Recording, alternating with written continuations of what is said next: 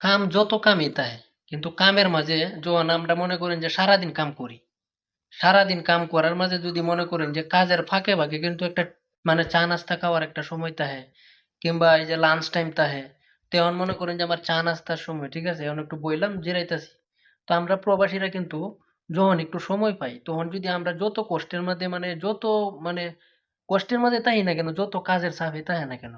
যখন আমরা মনে করেন যে বাড়িতে একটু ফোনে কথা কইতারি,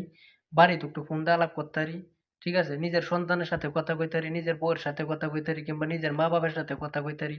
এবং যখন শুনি যে এরা সবাই ভালো আছে সুস্থ আছে, ঠিক আছে, খুব ভালোভাবে চলতেছে, তখন কিন্তু আমরা প্রবাসীরা যারা আছি তারা কিন্তু আসলে মনের মাঝে মানে আলাদা একটা শান্তি পাই। ঠিক আছে, কিরকম শান্তি মনে করেন যে,